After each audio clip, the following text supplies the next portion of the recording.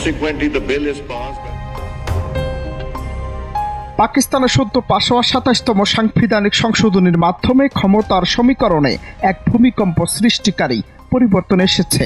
পুরো পরিবর্তনের কেন্দ্রে রয়েছেন বর্তমান সেনা প্রধান ফিল্ড মার্শাল আসিম মনির।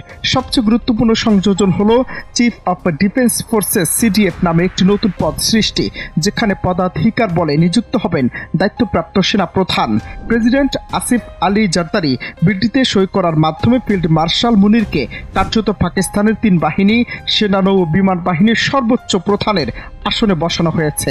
এতে পাক সেনা প্রধানের হাতে আজীবনের ক্ষমতা, গ্রেফতার, বিচার থেকে চিরতরে পেলেন দায়মুক্তি। এটি জয়েন্ট চিফ অফ স্টাফ কমিটির চেয়ারম্যানের মতো শুধু সমন্বয়ের কাজ নয়। রাজনৈতিক বিশ্লেষকদের মতে এটি কমান্ডো জার্মানি মুনির এখন ৩ বাহিনীর পূর্ণ সামরিক নিয়ন্ত্রণে থাকবেন।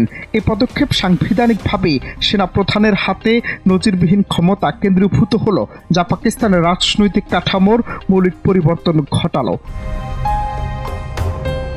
ক্ষমতার এই নতুন কাঠামোর সঙ্গে ফিল্ড মার্শাল আসিম মুনিরের জন্য আরও 2টি গুরুত্বপূর্ণ দিক যুক্ত হয়েছে: মেয়াদ বৃদ্ধি এবং স্থায়ী সামরিক মর্যাদা। সেনাপ্রধান হিসেবে মুনিরের অবসরের কথা ছিল ২০২৭ সালে, কিন্তু সংবিধান সংশোধনের ফলে চিফ অফ ডিফেন্স ফোর্সেস হিসেবে তার নতুন মেয়াদ শুরু হবে নিয়োগের তারিখ থেকে আরও 5 বছরের জন্য, অর্থাৎ ২০৩২ সাল পর্যন্ত তার ক্ষমতা বহাল থাকবে। এই সংশোধনীর মাধ্যমে ফিল্ড মার্শালের 5 তারকা মর্যাদা আজীবনের জন্য স্থায়ী করা হয়েছে। এর মানে তিনি চিরকাল এই সামরিক সুবিধা ভোগ করতে পারবেন। একই সঙ্গে অবসর গ্রহণের পরও তিনি স্থায়ীভাবে প্রধানমন্ত্রীর সামরিক উপদেষ্টা হিসেবে দায়িত্ব পেতে পারেন। এই সংশোধনের সবচেয়ে চমকপ্রদ বিতর্কিত দিক হল ফিল্ড মার্শাল পদাধিকারী ব্যক্তির জন্য আজীবনের ফৌজদারি মামলা থেকে দায়মুক্তির বিধান। পাকিস্তানের ইতিহাসে কখনো কোনো নির্বাচিত বা অনির্বাচিত ব্যক্তি এমন আজীবন দায়মুক্তি পাননি। এতদিন দায়মুক্তি সীমিত ছিল শুধুমাত্র প্রেসিডেন্ট বা গভর্নরের দায়িত্ব পালনের সময়ের মধ্যে, যা দায়িত্ব শেষ হলে বাতিল হয়ে যেত।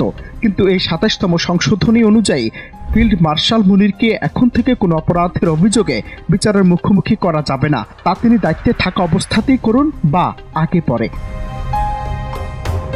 ভবিষ্যতে পাকিস্তানের 5 তারকা জেনারেল এবং প্রেসিডেন্টরাও একই রকম আজীবনের দায়মুক্তি পাবেন।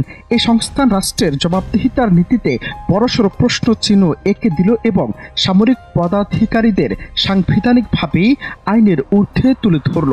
এই ২৭তম সংশোধনী পাকিস্তানের সাংবিধানিক কাঠামোয় এক মৌলিক পরিবর্তন আনল।